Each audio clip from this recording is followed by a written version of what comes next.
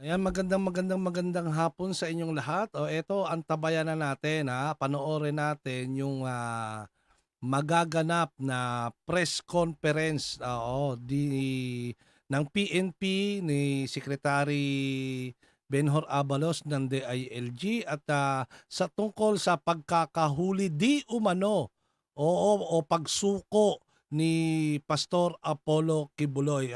Panoorin natin kung ano ang mangyayaring pinagtagpi-tagping kasinungalingan ni PNP ng PNP at ni Benhur Abalos ng DILG. Ito panoorin natin. Ang our ground commander, ito ho, walang tulog po ito. Si General Torre po. No? Marami po sila. General Macapas, General Ubingki, sila Colonel Hansel, sa lahat po ng pamunuan ng PNP na ilang araw na walang tulog. No?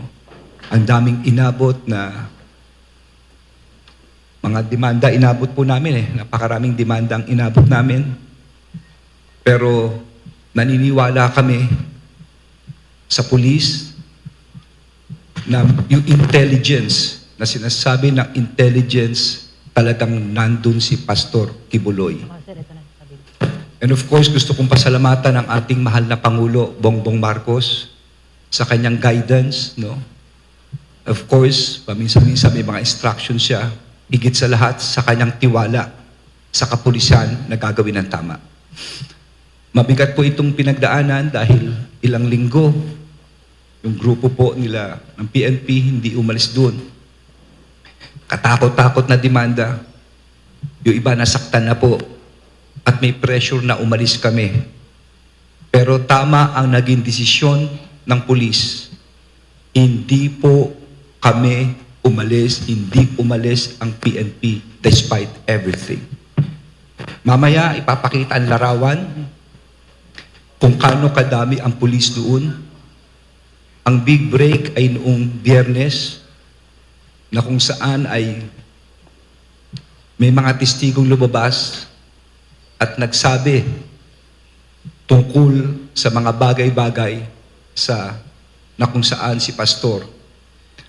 Ganyang kadaming tao na Sabado pa lang. Kumbaga sa pinaghahandaan mo na lahat, final assault na yan. Dahil na-pinpoint na kung nasaan na talaga siya. No? All of these pictures will prove that all the while, tama ang intelligence report, tama ang operasyon, maski anong pigil ang gawin sa amin na kung sinong kampo, still, tiniis po ito ng pulis, maski anong pananakot ang mikropono for his message sa ating mga kababayan. Chief. Magandang umaga po, no? And magandang hapon pala, no? And sabi po yung guidance ng SILG natin, coming from the President, and no one is above the law. So ito po yung pinapakita natin na kahit na ganong hirap yung pressure, then tuloy-tuloy po kami. And we're so happy po na marami po tumulong sa amin. And sabi ko nga kay General Torre, pagkatapos ito, we need to file cases. Baka meron pa kami mga sagip na mga tao na naniiwan doon. That's what we did last time that I went to Davao. Na-save po kami ng 2 tao na nagamit nila. Baka may mga gusto pang lumapit at gusto nang mag-file pa ng demanda against these people, mga na-abuse nila. So we're hoping, and sabi ko nga, and marami pang lalabas at magpa-file ng kaso against these people. And you'll see the real truth kung bakit po namin ganadong hulihin po itong taong to. Maraming salamat po. Maraming salamat, Chief. And of course, ang ating walang tulog, walang pahinga, ang matapang po nating ground commander doon, si General Torre. General. Sir, as for on my part, I would like to express gratitude, sir, sa leadership ng PNP, the DILG, and of course, the President for the trust given to us, and most especially the support. And at this juncture, sir, gusto ko ring i-acknowledge ang mga kasama ko, ang mga sub-ground commanders ko, na nandiyan ngayon sa harap natin at nasa palipaligid lang. still faceless and nameless people na nagtrabaho para ma-achieve natin ang mission na ito, sir. Maraming salamat, sir. At this point, siguro ipapalabas na lang namin para sa publiko para makita po ninyo si Pastor Kibuloy at ang kanyang mga kasama. Pinapakita namin sa video ang prosesong ginawa po rito. Yan po ang kanyang kulungan. No? Kanina makita nyo kung mga mugshot, medical, sinunod po ng PNP ang proseso hingil dito. So siguro para bago tayo mag-question and answer at this point, Jean, pwedeng palabasin mo na si Pastor Apollo Kibuloy at ang kanyang mga kasama. Pakibasa na lang isa-isa kung sino yung mga kasama niya. Paki-enumerate na lang, please.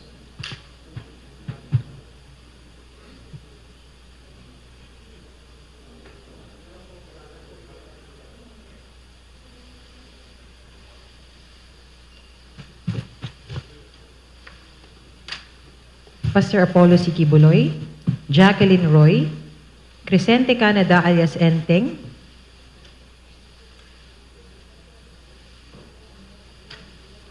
Ingrid Canada and Sylvia Semanyes.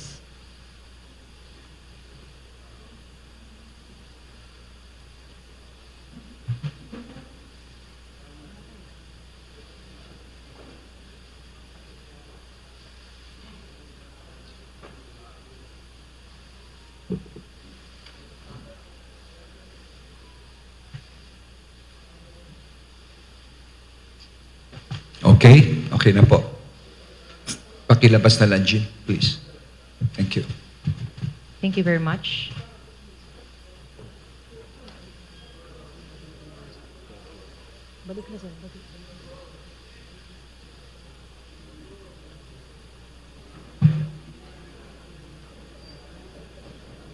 Now we will proceed with the question and answer. Each of you will be given one question and one follow-up question. We will start with Mr. Mar Gabriel of Net25, to be followed by Ms. Leia Ilagan of UNTV. Good afternoon, sir. Secretary General Marbil and General Torre. Sec, can you give us detail lang kung paano ba talaga yung nangyaring pagsuko ni Pastor? Ako, isa lang masasabi ko, no? Kasi yung word na pagsuko, no? Nagkaroon ng konting sa nahuli at sa nasuko. Kaklaruhin ko lang, no, na nakita niyo yung litrato. Ilang araw pinagpaguran ng kapulisyahan. At to commend General Torre and his group and General Marbil, nasa kote na huli na no? I mean, for me, it makes no difference kung sumuko ka man, no? Kasi yun na yun practically napaligiran ka na Siguro kung nasa ibang lugar ka, kung nasa Mindanao ka, kung nasa Visayas ka, nasa Luzon ka, yun, pwede pa sabihin mong sumuko.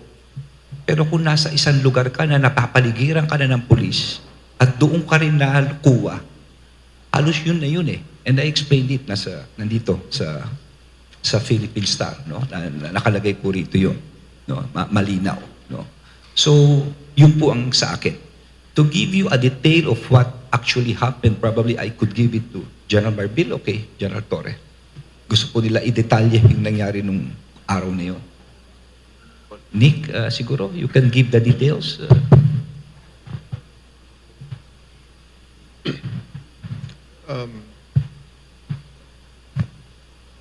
As the Secretary have said, yung pagsuko, formality na lang yun because at the end of the day, whether he likes it or not, the end result will ultimately be the same. So maybe he just chose the path na feeling niya ay mas magaan para sa kanya. And on our part naman, mas gusto naman natin na wala nang masaktan pang additional. So our 1 p.m. assault deadline ay in-extend ko ng konti. In-extend namin ni General Marbil ng konti para pagbigyan ang mga request nila na sila ay lalabas na lang ng kusa. Kaya nakita naman namin na lalabas nga naman, mga kondisyon nila ay tinignan naman namin na doable. So pinagbigyan na lang para to save blood, tears, and sweat. Further blood, tears, and sweat dahil napakarami na for the past 2 weeks na talagang ang hirap na ating mga kapulisan. So ang ending na lang namin is, sige, gusto niyo sumakay sa aeroplano, pasasakay namin kayo sa isang government plane papuntang Manila. So that's what happened. Because kung hindi nila ginawa yun, ganun din. Sasakay din sila, baka not in that manner na sasakay sa plane. But they really have no options whatsoever.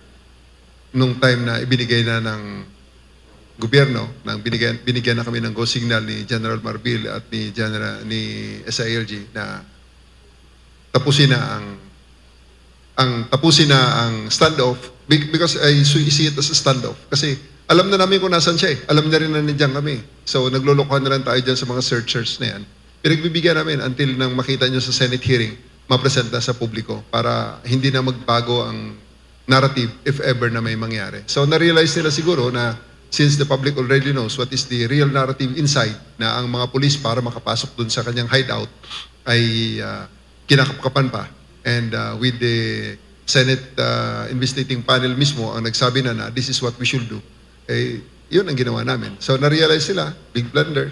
Talagang, kung ako lang don't take it against me. But it's really, for my part,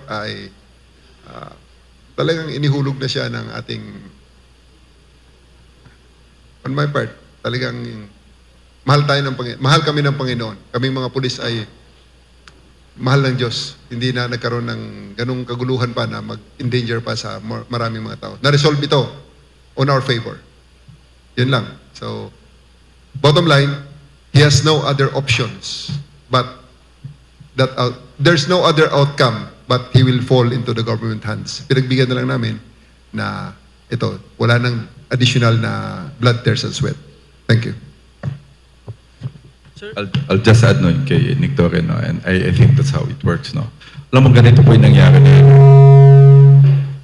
Ang nangyari po, it's maraming times na kami, it's a deception game kasi 80% when we started yung ano namin, yung intelligence na paano papasukin, paano gagawin, that's on August 24. Alam na namin nandun. Meron kami, ang laki ng possibilities about 80 to 90% because yung intelligence mo andito, we were monitoring. Then when we entered on August 24, of course, nandito yan, yung unang lugar na dapat puntahan, wala. So, ang rami. So, tuloy-tuloy pa rin, but we can see na niloko kami. Ang nangyayari doon sa loob, hindi kami pinapayagan. Hindi kami pwedeng pumasok sa mga ibang lugar. Then we have to, kung malapit na kami doon sa lugar, tatawag na naman yung attorney niya na sasabihin, sige, mag-surrender, may surrender filler. Up to the time talaga, paulit-ulit yan. And, tas they file a case, then of course, nihanapon kasi namin yan. Dapat, why August 24? Because we know, on September 1, that's September 1 to, that's a 1 week, that's a KOJC celebration. And that's yun ang pinakamagiging problema namin. Once pumasok ang tao dyan, and we are 80% sure na nandun yung tao, baka hindi natin makita, maitakas sa ula. Talagang tatakas talaga nila. That's the problem na nagkaka-problema kami. Itatakas talaga lang. Kaya, you know what happened September 1? I will not go into details. Alam niyo ba bakit? May pumasok doon, may kanon. And sabi ko kay Nick, i-monitor mo yan. Baka malusotan tayo dyan. So, paulit-ulit yun. Then, up to the time na we got a breakthrough, na hindi na namin that was Friday, na we are so sure na nandito sa lugar na yon. Alam na namin eh. Sabi ni Nick Seca, we will put a pressure on them, give them 24 hours. And tama si Nick, we will assault ang That's the last term na pinaalam ni General Torres sa akin, sir, permission to assault yung building na. Sabi ko, sige, let us make sure kasi marami buhay ang mamamatay dito. And sabi nga during the Senate hearing, sabi po ng one of the senators na paano yung mga bata ni Pastor Kibulo may mga barel. And since sinabi mo yan, alam na namin, dinagdagan mo na nandun talaga. And na lalo kami na-convince na nandun talaga siya. Kasi hindi ka makakalabas doon eh. How we lock door, yung place na yun, hindi ka makakalabas sa rami namin security. We put 2 directorates there to make sure na talagang gwardyado ay as General Alinsangan na ang trabaho mo lang is really to make sure na yung KOJC nakalock in. Walang papasok, walang lalabas na hindi namin alam. Then, of course, nandun po yung sa intelligence namin to really gather the people, talk to these people kung sino magsusurrender. Kaya nga yung last week, Sunday, may 2 nagsurrender pa eh. Kaya nga sabi ko kay General Torre, tignan mo ba baka may mga kaso pa tayo ma-file against these people? Kasi may mga tao pa doon eh. Remember, General Torre mentioned about 3 or 4 days before this act on about surrender that they so many kids. Marami pa nakikita eh. So since marami kami nakikita, may mga butas kami na hindi pa namin nakikita. May mga lugar na hindi pa namin nakikita. Of course, if you'll see we use mga different equipments, we use yung ground penetrating radar, we use a sonar. Up to now, of course, we know meron pa mga hiding place. Kaya since nakikita niya na at napipin down siya, pin down talaga yun eh. It has nothing to, wala na siya pupuntahan. Sa sobrang rami ng natin. And we're get so seryoso talaga si Nick Torreto. Sabi ko, Nick, ito lang to make sure kung merong mamamatay, tignan natin basta walang bata. Mahirap kasi pagkabata may tinamaan eh. Iba na istorya na to. Kahit na maganda yung operations mo, pag kami namatay ng inosente, it will go the line. And the guidance for President is to make sure that we follow yung human rights. Yun yung kailangan namin. So sabi ko, we have to inform yung na talagang itong guidance ng Presidente natin, human rights. Preserve human life ang natin. So, yun na po. Ito po yung katotohanan. It's a game of deception. It took us about 16 days, but at the end of the day, with of course yung guidance sa SLG, you have to inform SALG. Anong sabi lang namin sa SALG, talaga it's a really good, it's a real pressure sa atin na talagang, make or break it, but we're so sure. Sabi ko nga, before we enter that, we are 80% nandun talaga siya. 80% from the time that we monitor ng June. From the time we started there, yung June 10, alam na namin doon. And there's no movement, pinag-aaralan po ng intelligence natin. What makes us harder is yung buhay lang talaga ng tao. What will happen pag kami tinamaan? So, eto na po. And we're so happy talagang ang galing po ng Philippine National. Of course, the President's well-informed kung ano po yung... Parang galing outside si Pastor, then sumuko sa loob. Ako, galing outside, pumasok. Kwentong kutsero yun. Alam niyo kung bakit? Nasa labas ka na, tumakas ka na. Ang tagal yung sinasabing, hindi siya magpapahuli, hindi ba? Okay, pangalawa, nasa loob ka na, papasok ka pa ulit, dito ka na magsumurrender kung nasaan ka man. Why do you have to go inside? Di ba? At pangatlo, naahuli siya doon mismo sa loob. No? Andito isang PNP na kasama natin, si ating PNP dito. Pinasok siya roon at nung palabas, sila, pinatabi na lang namin yung mga police so that they could get out. Okay? Yun ang nangyari. It was the PNP, doon siya sumuko. So, these kind of things are, they're just laying the basis that he is surrendered. But it's, sabi ko nga, kwentong kutsero ito. Huwag tayo maniwala dyan. At ito lang ang babala ko. With all of these things na nangyari, I'm sure someone should be guilty of obstruction of justice for harboring, concealing, someone who is wanted by law through this warrant. And let me remind you of PD 1829, obstruction of justice. Ang sinasabi, any person who knowingly, willfully obstructs, impedes, or frustrates, or delays the apprehension of suspects and the investigation and prosecution of criminal. And of course, letter C, ito harboring, concealing, facilitating the escape of any person he knows or has reasonable ground to believe or suspect has committed any offense under existing penal laws. And letter I, giving of false or fabricated information to mislead or prevent the law enforcement agencies from apprehending offender or from protecting the life or property or the victim, or fabricating information from the data gathered in confidence by investigating. So, I'm sure maraming papasok dito. Bakit? Sabi nga ni Chief, maraming panlilinlang na ginawa. Pangalawa, ang publiko mismo ang testigo rito kung paanong ilang beses kami pinigilan si General Torre. No? Marami. So I think, babaliktarin ko ngayon ang tanong. Huwag na natin pag-usapan itong surrender thing na ito because I know all the while na sinasabi lang galing sa labas papasok, kalokohan po yan. Huwag kayo maniwala dyan.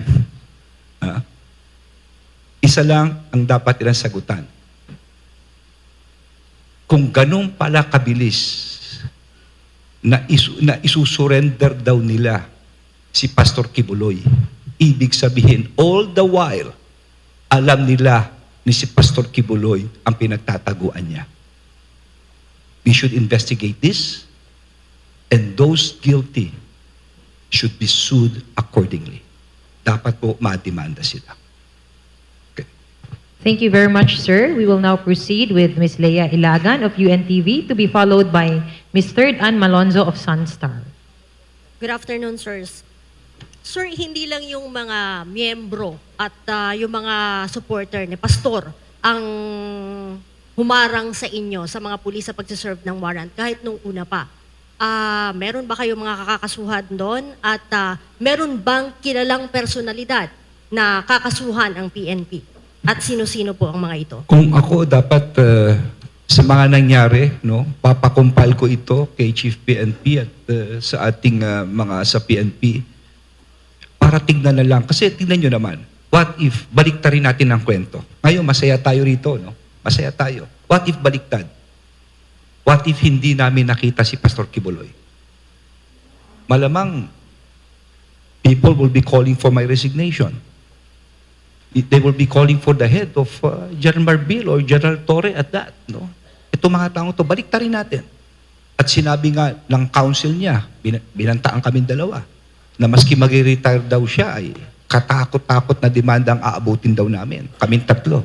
Just to show you a few things, andiyan ba yung mga demanda ko? Pakilabas nga. These are just of the cases na final sa amin, ano? Para lang alam po ninyo. No?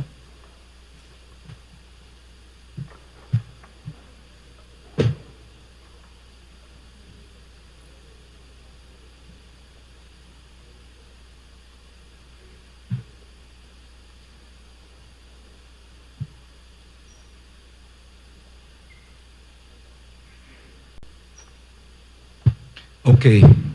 Ito yung final sa amin, no? Ako, kasama ko si, matter of writ of amparo ay nahabeas data in favor of petitioners, Kingdom of Jesus, no? Unang kaso po yan against Benjamin Abalos as DILG, ibig sabihin na et al. And others, General Marbil, General Torre, marami po kami mga defendant dyan. Final po ito sa Davao. Pangalawa, next.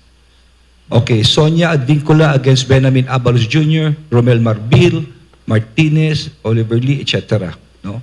Violations of domicile, interruption of religious worship, offending religious feeling, grave threats, no? Napakadami po nito. No, nakaandyan rin. Next. Rodrigo Roa Duterte versus Secretary Abalos, Marbil, Martinez, etc. Office of the Prosecutor City of Davao, for malicious mischief. First count. Next. Rodrigo versus Abalos Jr., Marbil, etc. Second count. Next. Okay. Hindi pa ito. Yung threat na ang dami talaga. So, i-reverse natin. What if baliktad na nangyari? Di ba? So, ako naman, since tapos na po ito, okay na, let's just move on. May proseso tayong ganon. But sa akin lang, let's learn from the lessons of the past. Sana wag naman maulit and let it also serve as a lesson to everyone na hindi kayo pwedeng mag-obstruct ng hustisya. Hindi naman tama iyon. Dahil hindi biro ang pinagdaanan ng kapulisyahan dito. No? So titignan po namin kung talaga may nakakaalam kung saan siya nagtatago at kung alam nila kung saan siya nagtatago, ang mga taong to'y dapat lamang idemanda. No? Paimbestigahan po natin yan for obstruction of justice. Okay. Sir, kanina nabanggit na may mga kondisyones si Pastor sa kanyang pagsuko. Bukod po dun sa pagsakay sa eroplano, ano pa po ang mga hiniling niya na kondisyon?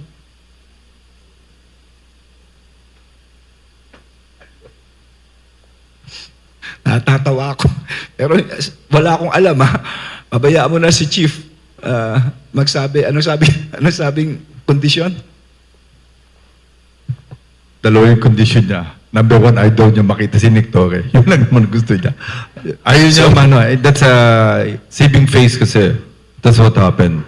That's really true. O narinig niyo, ha? Ang kondisyon daw, ayaw daw niya makita ang mukha ni General Nick Torre. Isa daw yun sa kondisyon. Sir, na-return na po ba yung warrant sa court? At saka, meron na po bang commitment order kung saan siya ikukulong? Yung 5, kung saan ikukulong? So after this, dadalhin namin sa court kasi tinapos lang namin yung medical. Then ipapakita po namin sa court para yung mga accused po. Thank you very much. We'll now proceed with Ma'am Third Ann Malonzo of Sunstar, to be followed by Mr. Alfred Dalizan of People's Journal. Kay General Torre. Sir, kagabi may binanggit kayo na from the hangar, may tumawag sa inyo na padaanin na lang yung siyam na sasakyan. Is it true, tama ba kung nasa hangar siya or saan ba talaga siya nagtatago doon sa loob ng KOJC compound?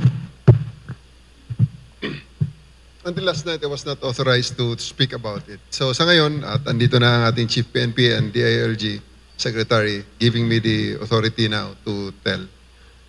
Doon talaga sa Bible School. Okay? Sa Bible School, ang formal name noon is ACQ College of Ministry. At yun ay aming nasurround na for the past how many days. Pangatlong hearing, sa Senate hearing nung Friday, pinakita ko na yung floor plan kasi ayaw nga kaming bigyan ng OBO ng Davao City, Office of the Building Official, for whatever reason. Hindi ko na question. So, ayaw nilang ipakita. So, lahat kasi ng mga rooms ng mga buildings, first day inikot namin, kasi hindi kami makakuha ng floor plan. So, ikot. Punta sa aming, operational matters na to. Ganun na gagawin din naman namin sa future to pag nagkataon. Na, tinignan namin, so that we can have a sketch of the whole layout ng mga buildings. So nakita na namin, intindihan na namin, and then on Friday, nung Senate hearing, pinakita na namin.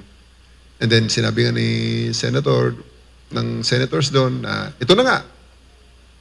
Lahat, although siyempre, sinabi namin ang lahat ng aming alam ng mga buildings para hindi naman baka akala niya. Pero, to some extent, nalalaman nila, nararamdaman nila. So, Saturday morning, after ng Senate hearing, major build-up, alam na nila na sukul na sila doon sa College of Ministry.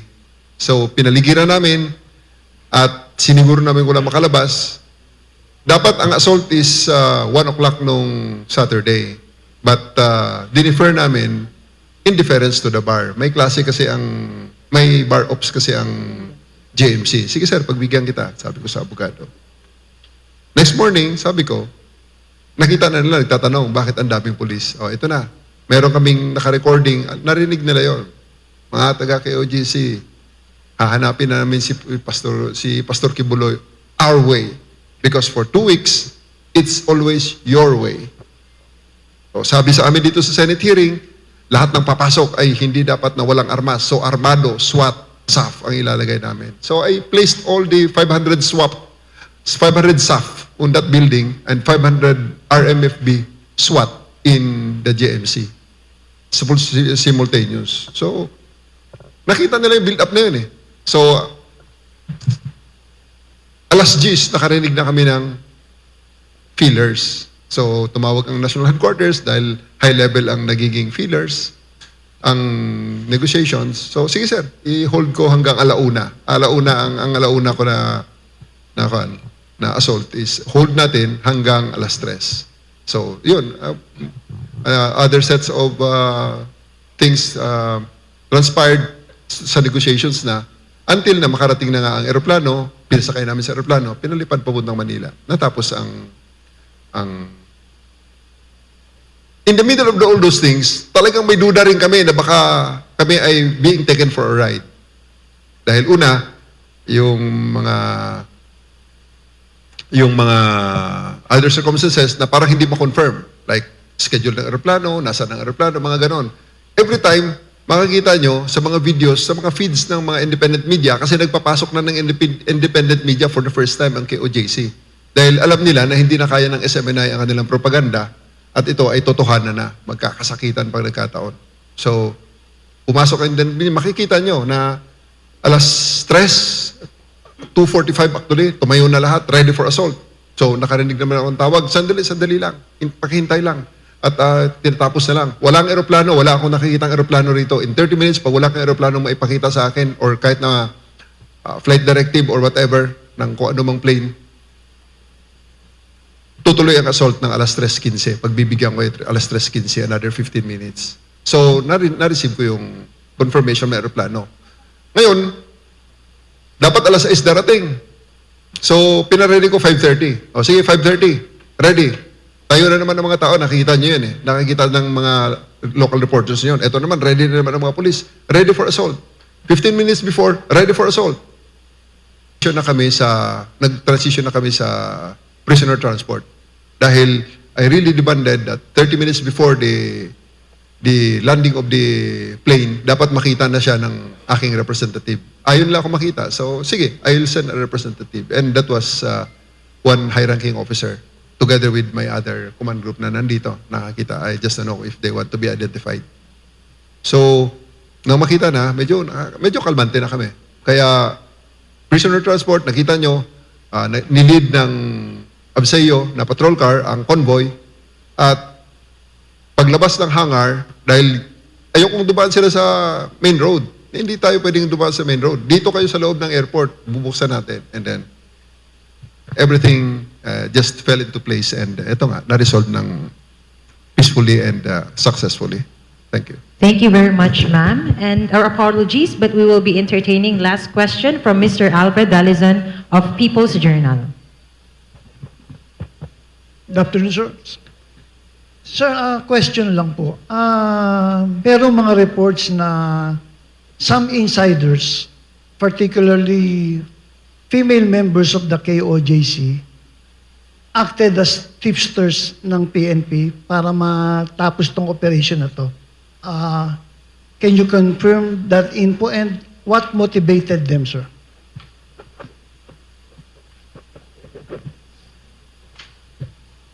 Ay, yung tipster, marami naman po kami sa intelligence, we don't want to mention. Tuloy-tuloy po yung intelligence namin eh. Yung tipster naman talaga, lahat magbibigay eh. May tama o may mali.